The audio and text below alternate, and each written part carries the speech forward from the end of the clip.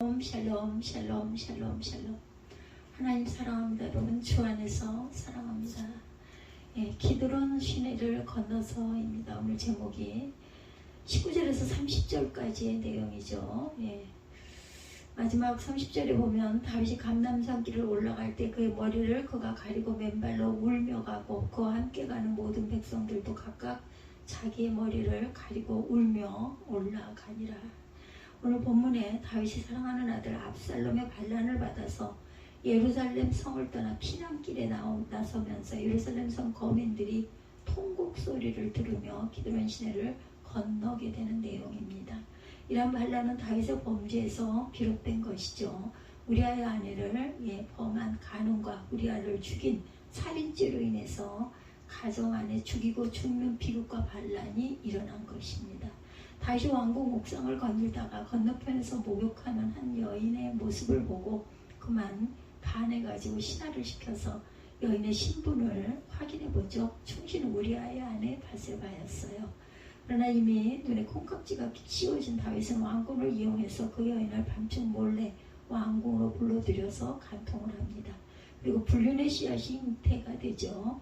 이 문제를 은폐하고 해결하기 위해서 충신 우리아를 전쟁에 보내어서 함정에 몰아넣어 죽이고 전사한 것처럼 조작을 했어요. 다윗은 왕권을 이용해서 자신의 욕망을 채웠지만 그로 인해 한 가정이 완전히 파괴되고 국민을 기만하여 인권을 유린한 사건이 일어나죠. 하나님께서 다윗의 이 같은 죄악의 전모를 모르실 리가 없어요. 그래서 나단 선지자를 다윗에게 보내 준엄한 하나님의 심판을 선고하죠. 사무엘 12장 10절에서 14절입니다.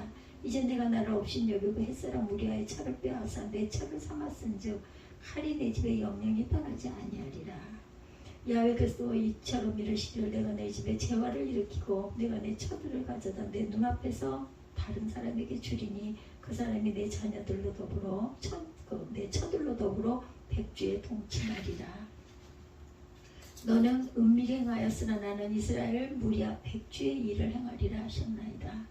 다윗이 나단에게 이르되 내가 야훼께 범죄하였노라 하며 나단이 다윗에게 대답하되 야훼께서 당신의 죄를 사하셨나니 당신이 죽지 아니하려니와 이 일로 인하여 야훼 원수로 크게 회방할 거리를 얻게 하셨으니 당신의 낳은 아기가 정령 죽으리다. 그래서 그대로 아이가 죽죠. 다윗의 범죄에 대한 하나님의 심판은 이제 내가 나를 업신여기고 햇사람 우리아의 철을 빼앗아 내 철을 삼아짓기 때문에 칼이 내 집에서 영영이 떠나지 않을 것이다. 내가 내 집에 재화를 일으키리라 하는 거죠. 맏아들 암논이 아비 다윗처럼 사람을 빙자하여서 사랑을 빙자해서 이국 여동생 다말을 근친상간하죠. 이에 대한 다윗의 처벌이 없자 압살롬이 암논을 형제를 죽이는 그런 사건이 일어납니다.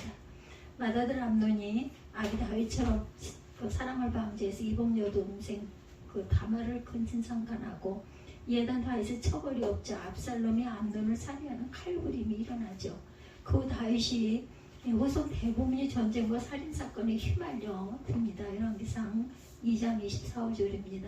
다윗과 아몬에 대한 이러한 재앙은 무고한 우리아를 살해하고 간통 사건을 조작 은폐한 다윗의 죄에 대한 엄중한 형벌이에요. 하나님께서는 철저하게 죄악을 추적하여서 반드시 심판하신 분임을 우리가 입증한 것입니다. 두 번째 심판은 내 처들을 가져 내 눈앞에서 다른 사람에게 주리니 그 사람이 내 처들로 더불어 백주에 동침하리라. 11절이죠. 이는 압살롬이 다윗을 반역한 후 이스라엘 온 백성이 보는 앞에서 다윗의 후궁들과 더불어 동침한 사건으로 인해 그대로 성취가 됩니다. 사무엘 16장 21절이죠. 아히도벨이 압살롬에게 이르되 왕의 아버지가 머물러 두어 그 궁을 지키게 한 후궁들로 더불어 동침하소서. 그리하면 왕께서 왕의 부친의 미워하는 바 됨을 본 이스라엘이 들으리니 왕과 함께 있는 모든 사람의 힘이 더욱 강하여지리이다. 이 사람들이 압살롬을 위하여 지붕에 장막을 치니 압살롬이 온 이스라엘 무리의 눈앞에서 부친의 후궁들로 더불어 동침하니라. 압살롬은 당대 최고의 모략가 아닌 아히도벨의 모략에 빠져 백주에 온 백성이 보는 가운데 아버지 다윗 왕의 척들을 범하게 됩니다. 그렇게 함으로 다윗 왕의 폐위를 명확히 하고 동시에 압살롬의 왕권을 굳건히 하며 다윗과 압살롬 간의 부자 지정을 완전히 끊어놓기 위한 음흉한 아히도벨의 목적에 따른 그런 사건. 결국 이 사건은 너는 은밀히 행하였으나 나는 이스라엘 무리 앞 백주에서 이 일을 행하리라. 그 말씀하신 대로 대낮 하나님의 심판이 그대로 성취가 된 거죠. 그리고 세 번째 심판은 이 일로 인해 야훼 원수로 크게 비방할 거리를 얻게 하였으니 당신이 낳은 아이가 죽으리라. 다윗은 불륜의 씨앗이었지만 바세바가 낳은 아들을 살려달라고 금식하며 밤새도록 회개하고 부르짖었지만 결국은 아이가 죽지요. 나단 선지자가 하나님의 심판을 선고하고 돌아가자마자 이내 그 아이를 쳐서 심히 앓다가 일주일 만에 죽습니다. 다윗의 죄악에 대해 선고하신 대로 엄정하게 철저하게 심판을 이행한 거죠. 인간의 모든 범죄는 사람의 눈을 피해 은밀하게 저질러지는 것이 보통인데 얼마든지 권력과 금력을 이용하여 은폐 조작이 또한 가능하죠. 그러나 인생을 하감하신 하나님의 불꽃 같은 눈을 결코 피할 수가 없습니다. 시편 33편 13절에서 15절입니다. 야훼께서 하늘에서 감찰하사 모든 인생을 보시며 곧 거하심 속에 세상의 모든 고민을 하감하시도다. 저는 일반의 마음을 지으시며 저의 모든 행사를 감찰하시는 자로다. 신분 고하를 막론하고 하나님 모든 인간의 행위와 은밀한 일을 선악간에 반드시 심판하시죠. 그리고 하나님은 인간의 모든 죄악에 대해서 반드시 때를 두고 영접하도록 정확하게 심판하십니다. 에스겔 20장 11절에서 15절이죠. 또 내가 크고 흰 보좌와 그 위에 앉으신 자를 보니 땅과 하늘이 그 앞에 피하여 간데 없더라. 또 내가 보니 죽은 자들이 물온 데서와 그 보좌 앞에 섰는데 책들이 펴있고 또 다른 새 책이 펴졌으니 생명책이라. 죽은 자들이 자기 행위를 따라 책들에 기록된 대로 심판을 받으니 바다가 그 가운데 죽은 자들을 내어주고 사망과 음부도 그 가운데 죽은 자들을 내어주매 각 사람이 자기 행위대로 심판을 받고 사망과 음부도 불못에 던지우니 이것은 둘째 사망 불못이라. 누구든지 생명책에 기록되지 못한 자는 불못에 던지우더라. 다윗 왕은 맏아들인 누이 다말을 범하는 근친 상간의 죄악을 범했을 때 자기 자신이 우리아의 아내 바세바를 범하는 강간죄를 머리에 떠올려야 했어요. 그리고 하나님께서 자신의 내린 형벌의 내용을 살펴보고 자신의 아들일지라도 회개를 촉구하고 엄정하게 하나님의 법에 따라 처벌을 내렸어야 합니다. 다윗의 잘못된 부분들이죠. 그러나 2년 동안이나 암논의 죄악을 그냥 묻어둡니다. 결국 다말의 치고랍이 압살롬이 형 암논을 살해하는 비극이 일어나죠. 자신에게 내려진 하나님의 심판을 떠올리고 집안에 일어나는 재앙과 불행을 막기 위해서 더욱더 철저하게 하나님의 공의를 따라 처신했더라면 하나님의 긍휼하심을 입어 집안의 재앙을 막을 수 있었을 것이다. 하나님께서 비록 지은 죄에 대해서 반드시 심판하시겠다고 말씀하셨을지라도 그 죄인이 회개하고 돌아오면 얼마든지 용서를 베푸시고 죽지 않도록 인자를 베푸시는 분이라는 것. 에스겔 33장 11절입니다. 주야의 말씀에 나의 삶을 두고 맹세하노니 나는 악인이 죽는 것을 기뻐하지 아니하고 악인이 그 길에서 돌이켜 떠나서 사는 것을 기뻐하노라. 이스라엘 족수가 돌이키고 돌이키라. 너희 악한 길에서 떠나라. 어찌 죽고자 하느냐. 다윗은 기드론 시내를 건너면서 왜 이러한 일을 당하게 되었는가를 깊이 생각하게 됩니다.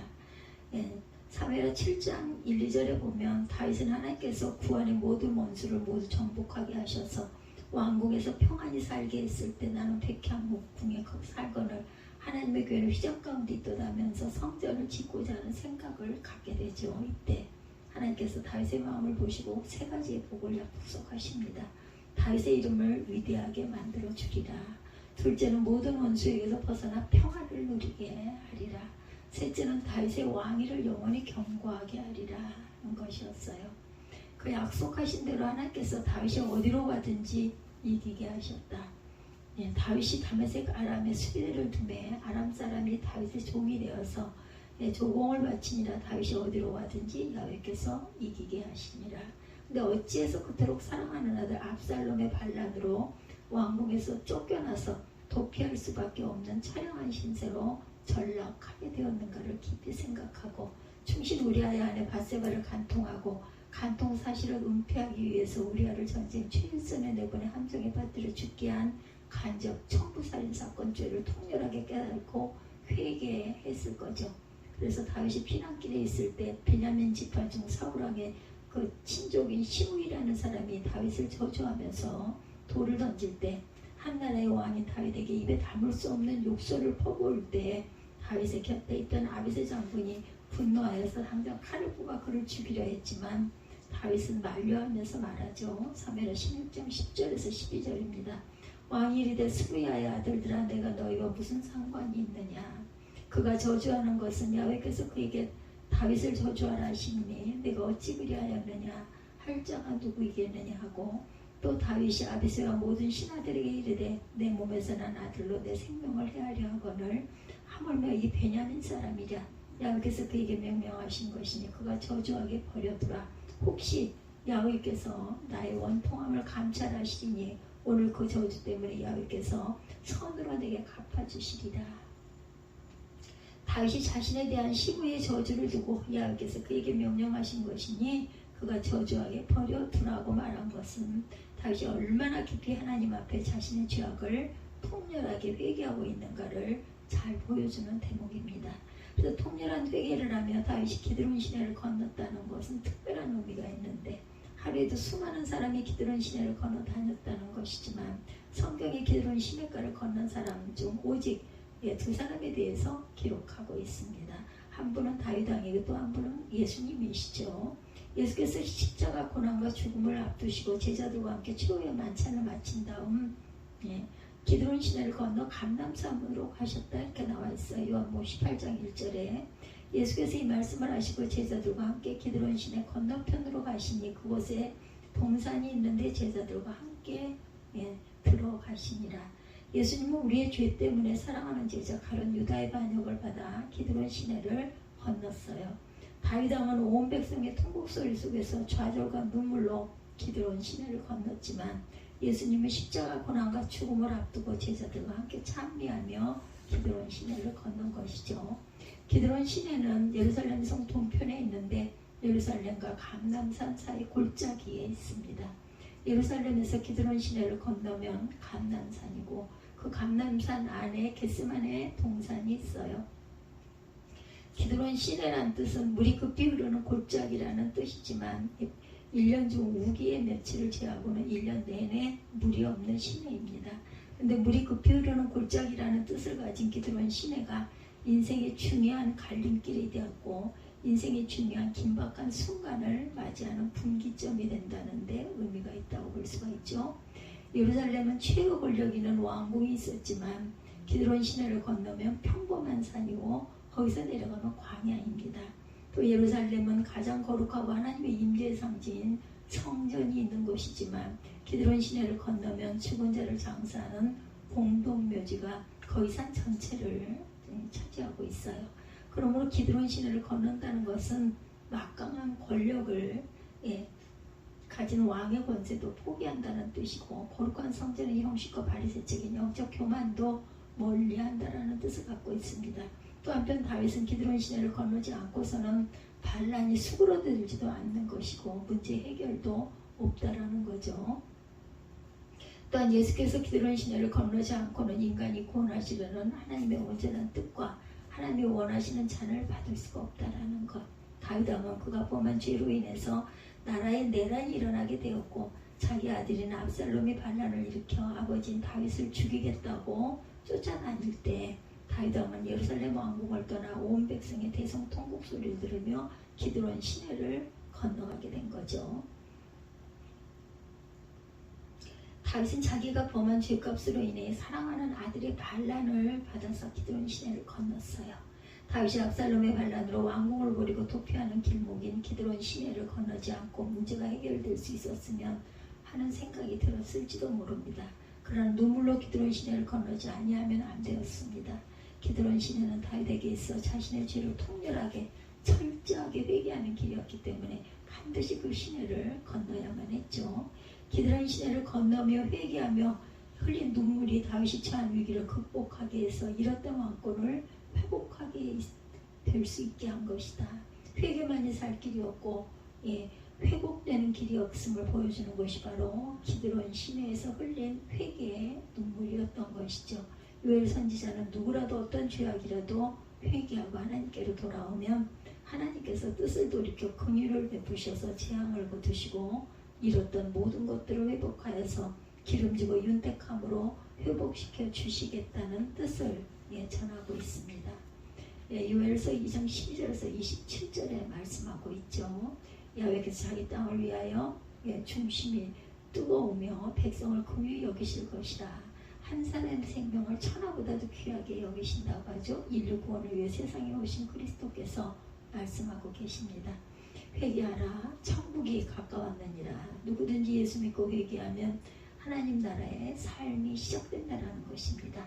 하나님께서는 우리가 사는 세상이 비록 사망의 음침한 골짜기 같은 곳일지라도 하나님 앞에 죄를 회개하면 천국의 삶을 누리게 하시죠. 그러므로 회개하고 돌이켜 죄 없이 죄 없는 그 씻김을 받으시기 바랍니다. 행복하게 되는 날 하나님 나라가 주 앞으로부터 여러분의 삶에 임하게 될 것이라는 것이죠. 회개 없이는 누구도 결코 행복한 생명을 얻을 수가 없다라는 것. 구약의 다윗과 사울을 비교하면 외모로 볼 때 다윗보다 사울이 훨씬 더 월등한 점이 많았어요. 그러나 사울왕은 비참하게 죽었고 그 가문이 완전히 몰락했어요. 반면에 다윗왕과 그의 가문은 점점 강성하여집니다. 사무엘 3장 1절에 사울의 집과 다윗의 집 사이 전쟁이 오래매 다윗은 점점 강하여 가고 사울의 집은 점점 약하여 가니라. 그 이유를 하나님께서 다윗과 함께 하셨기 때문이다 이렇게 말씀합니다. 사무엘하 5장 10절에 보면 만군의 하나님 여호와께서 함께 계시니 다윗이 점점 강성하여 가니라. 그러면 하나님께서 다윗과 항상 함께 하시는 이유가 무엇일까? 바로 다윗이 자신의 잘못을 정직하게 하나님 앞에 회개할 줄 아는 사람이었기 때문이라는 거죠. 사울왕은 죄를 범했을 때 변명과 핑계를 일삼았어요. 사무엘상 15장 15절에 보면 다윗은 죄를 깨달은 즉시 하나님 앞에 회개합니다. 하나님께서 죄를 반영하는 변명하는 사울을 버리셨고 회개하는 다윗과 함께 하시죠. 사울은 다윗처럼 남의 아내를 빼앗거나 남편을 죽인 일이 없어요. 그러나 하나님께서는 사울을 버리고 다윗을 끝까지 축복하신 이유는 하나님 앞에 정직한 회개를 했기 때문이다. 자신의 죄를 잘 알고 뉘우칠 줄 아는 사람이 다윗입니다. 나단 선지자가 다윗에게 권력을 남용하여 충신 우리아의 아내를 범한 간통죄와 살인교사죄를 지적했을 때 대권을 가진 왕일지라도 자신의 죄악을 부인하거나 변명하지 않고 그 자리에서 내가 하나님께 죄를 범하였나이다 이렇게 얘기합니다. 밤새 통회하며 침상이 젖도록 하나님 앞에 회개 기도를 하죠. 하나님께서는 정직하게 잘못과 죄를 회개하는 사람을 기뻐하시고 그 사람의 영을 새롭게 하시고 축복하신다라는 것. 다윗왕은 밧세바를 범한 죄를 회개하며 기도합니다. 시편 51편 9절에서 19절이죠. 주의 얼굴을 내 죄에서 돌이키시고 내 모든 죄악을 도말하여 주옵소서. 주의 구원의 즐거움을 내게 회복시키시고 자원하는 신용을 주사 나를 붙드소서. 과연 하나님께서는 통에 자복하는 다윗왕을 멸실치 아니하시고 그의 마음을 새롭게 창조해 주시고 왕의 자리에서 쫓아내지 않으시고 구원의 즐거움으로 모든 것을 회복시켜 주십니다. 하나님은 정직한 자를 기뻐하시고 회개하는 영을 새롭게 하신다라는 것을 잊지 마십시다. 요엘 선지자는 메뚜기 재앙을 통해서 회개를 또한 촉구합니다. 요엘 1장 2절에서 4절에 보면 땅의 모든 거민아 너희는 귀를 기울일지어다. 너희의 날에나 너희 열조의 날에 이런 일이 있었느냐. 너희는 이를 너희 자녀에게 고하고 너희 자녀는 자기 자녀에게 고하고 그 자녀는 후세대에 고할 것이니라. 밭종이가 남길 것을 메뚜기가 먹고 메뚜기가 남긴 것을 노시 먹고 노시 남긴 것을 황충이 먹었도다. 하나님께서 주신 젖과 꿀이 흐르는 약속의 땅에 내린 메뚜기 재앙은 단순히 자연적인 재해가 아니라 회개를 촉구하는 하나님의 징계라는 거죠. 약속의 땅에 메뚜기 떼가 몰려와 모든 곡식과 먹을 만한 푸른 것을 모조리 휩쓸어가는 재앙을 보면서 우연히 일어난 자연현상이나 인간의 환경 파괴로 인한 재해가 아니라 하나님의 진노이심을 알고 회개하라는 것입니다. 그리고 이를 피할 수 있는 유일한 방법은 강대국의 힘이나 경제적 원조에 의지하지 말고 이제라도 하나님 앞에 돌아와 회개하는 일밖에 없다라는 것. 팥종이가 남긴 것을 메뚜기가 먹고 메뚜기가 남긴 것을 느시 먹고 느시 남긴 것을 황충이 먹었다라는 말씀에서 팥종이, 메뚜기, 늑, 황충은 모두 메뚜기의 성장 단계를 나타내는 이름이라는 것. 팥종이는 히브리어로 가장, 자르다라는 의미를 갖고 있고 메뚜기는 아르베인데 많은 때를 가리키고 늑은 예레크로 급하게 갉아먹는 모습을 뜻하고 황충은 하실로 끝장을 낸다는 의미를 가지고 있습니다. 그러므로 팥종이가 남긴 것을 메뚜기가 먹고 메뚜기가 남긴 것을 늑이 먹고 늑이 남긴 것을 황충이 먹었도다라는 말씀은 메뚜기 때 가공할 파괴력으로 그 땅을 철저히 황폐화시켜버린다는 철저한 하나님의 징계와 심판을 경고한 거죠. 이렇게 철저한 하나님의 징계와 심판에서 사는 길은 오직 하나님 앞에 돌아와서 회개하는 길밖에 없다. 그래서 요엘 선지자는 백성들에게 회개하라고 외칩니다. 요엘 2장 13절에 야훼 말씀에 너희는 이제라도 금식하고 울며 통하고 마음을 다하여 내게로 돌아오라 하셨나니 너희는 옷을 찢지 말고 마음을 찢으라고 그러시죠. 하나님이 아이기로 돌아올지어다. 그는 은혜로우시며 자비로우시며 노하기를 더디하시며 인애가 크시사 뜻을 돌이켜 재앙을 내리지 아니하시리라. 이제라도 내게로 돌아오라는 말씀은 메뚜기 재앙 이상의 엄청난 하나님의 징계와 심판으로 멸망당하기 전에 돌아와서 회개하라. 돌아오라는 말은 회개를 뜻하는 것으로 몸으로부터 돌아오다, 모모에게서 돌아가다라는 두 가지 의미를 가지고 있습니다. 지금까지 악행, 우상숭배 등의 가증한 죄, 하나님과 그분의 말씀을 등지고 사는 삶의 태도와 죄악 등으로부터 돌아서라, 턴백입니다. 여기로 돌아서 자기 땅을 위하여 중심이 뜨거우시며 백성을 긍휼히 여기시는 하나님께로 턴투라는 거죠. 한마디로 지금까지 모든 생활 방식을 바꾸고 생활 전체를 하나님 앞에 돌아와 사는 것이 참된 회개다라는 것입니다. 호세아 6장 1절에 우리가 야훼를 알자, 힘써 알자 말씀하죠. 그리고 우리가 야훼께로 돌아가자. 야훼께서 우리를 찢으셨으나 도로 낫게 하실 것이요 우리를 치셨으나 싸매 주실 것입니다. 야훼께서 이틀 후에 우리를 살리시니 제3일에 우리를 일으키시니 우리가 그 앞에서 살리라. 호세아의 우리를 알자, 힘써 야훼를 알자. 제발 하나님의 마음을 깨달으라는 간절한 호소에도 불구하고 이스라엘 백성들은 마음 찢는 통회하는 회개가 아니라 옷을 찢는 형식적인 거짓 회개로 일관했다라는 것이 문제죠. 호세아 6장 4절에 에브라임아 내가 내게 어떻게 하랴, 유다야 내가 내게 어떻게 하랴. 너희의 인애가 아침 구름이나 쉬 없어지는 이슬 같다 이렇게 말합니다. 마음을 찢는 진실함이 전혀 없는 거짓된 회개는 버려라입니다. 그래서 계속해서 나는 인애를 원하고 제사를 원치 아니하며 번제보다 하나님을 아는 것을 원한다. 호세아 6장 6절이죠. 내게로 돌아오라. 하나님의 마음과 뜻이 담겨진 하나님의 말씀을 따라 사는 것을 뜻한다라는 것을 잊지 마십시다. 하나님께서는 참으로 회개하는 사람을 기뻐하시고 복을 주세요. 예수께서 말씀하신 잃어버린 양의 비유 누가복음 15장 44절에서 7절이죠.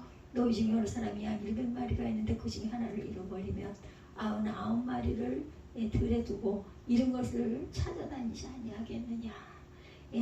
또 찾은 즉 즐거웠게 메고 집에 와 그 더욱과 더불어 불러 모으고 나와 함께 즐기자. 나의 잃은 양을 찾아노라 하니라. 그죠. 돌아온 탕자의 내용도 마찬가지입니다. 재산을 탕진하고 죽은 줄로 알았던 아들이 돌아왔을 때 어때요? 아버지가 아들을 목을 끌어안고 입을 맞추고 그리고 종들을 불러서 먹고 즐기자, 잔치하자. 그죠? 양을 잡으라 이렇게 송아지를 끌어다가 잡으라고 하죠. 이처럼 하나님께서 주임을 떠난 인생들을 회개하고 하나님 앞에 돌아오는 것을 가장 기뻐하시고 복을 주신다는 것. 진실로 하나님 앞에 돌아와 회개하는 사람에게 모든 것을 흡족하게 회복시켜 주시는 복, 하나님의 백성으로 더 이상 수치를 당하지 않도록 해주시는 복입니다. 나라 민족의 평화를 지켜주시는 복, 그리고 잃어버린 모든 생명권의 회복을 약속하시죠. 이 같은 하나님의 복을 주시기 위해서 예수께서는 내가 죄인을 불러 회개시키려 왔노라 하고 말씀하십니다. 어떤 사람이 잠을 못 자죠. 침대에 누우면 침대 밑에 사람이 있는 것 같아서 밑을 내려다보면 아무도 없고 그러다 잠을 못 이룬다고 그래요. 그래서 하루는 침대 밑에서 잠을 자니지는 침대 위에 사람이 있는 것 같더라죠. 잠을 못 자다가 이러다 내가 죽을 것 같다 했더니 치료를 오래 해야 할 것 같습니다. 자그마치 3개월을 꾸준히 치료를 받아야겠습니다. 일주일에 3번씩 3개월 동안 나를 찾아오시오라고 하더랍니다.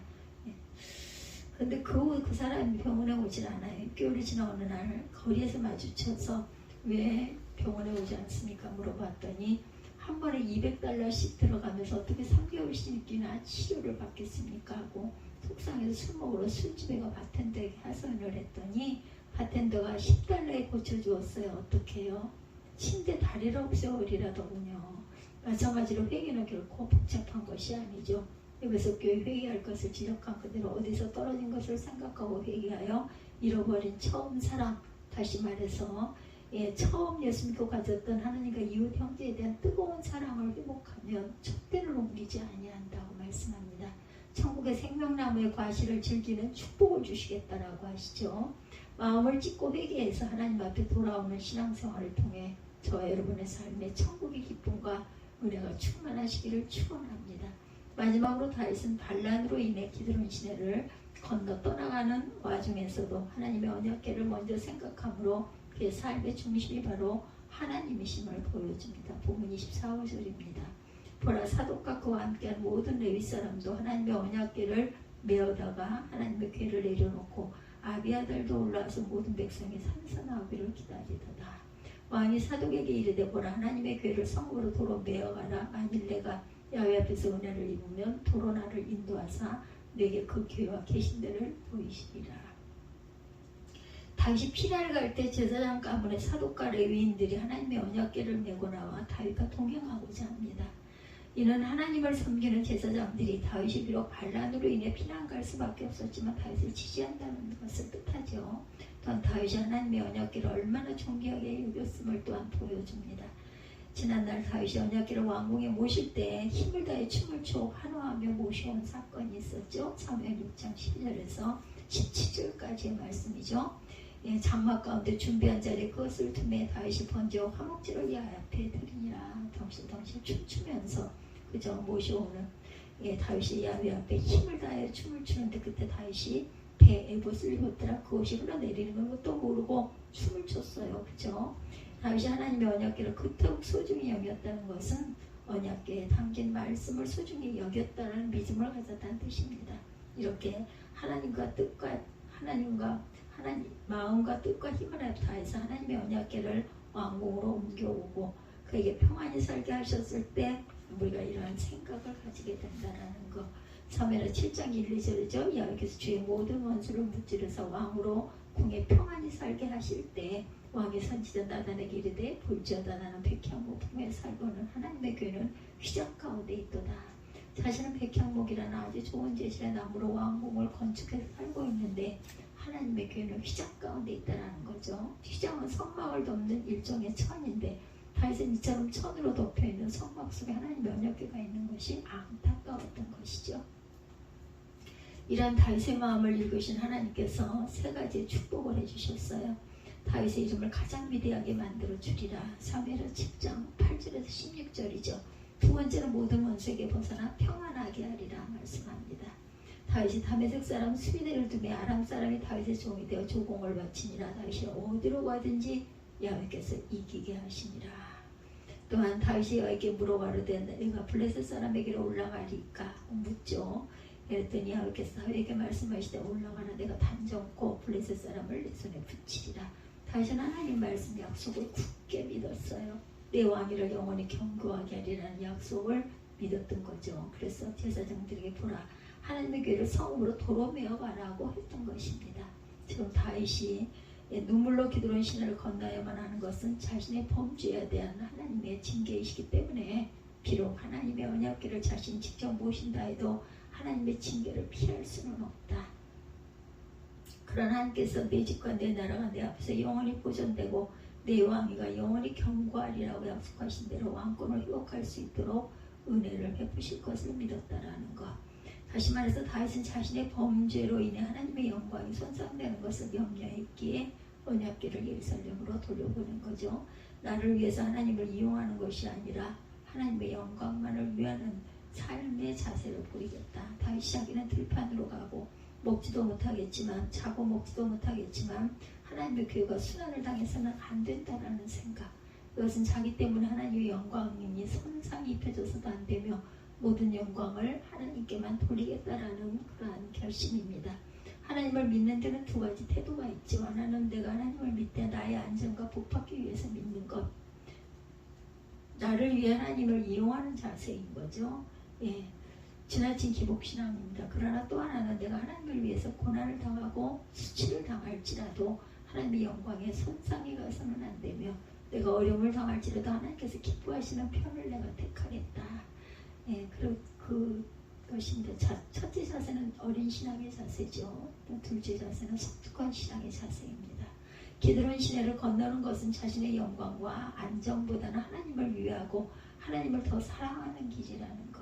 다윗이 이러한 삶의 중심은 하나님의 언약궤 모셔있는 성전을 사모하는, 사랑하는 믿음에서 나온 거죠. 다윗은 그 자신이 얼마나 성전을 사모하고 사랑하며 성전에 대해서 얼마나 열성적인가를 고백합니다.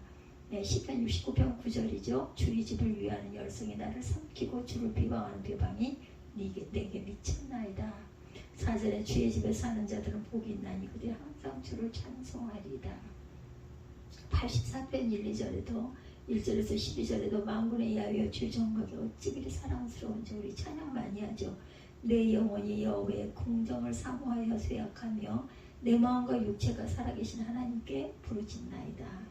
나의 왕 나의 하나님 만군의 야훼여 주의 제단에서 참새도 제 집을 얻고 제비도 새끼들 보금자리를 얻었나이다.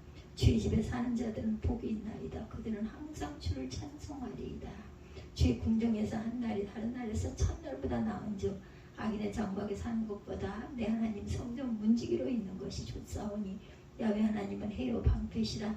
야훼께서 은혜와 영화를 주시며 정직하게 행하는 자에게 좋은 것을 아끼지 아니하실 것입니다. 만군의 야훼여 주께 의지하는 자는 복이 있나이다.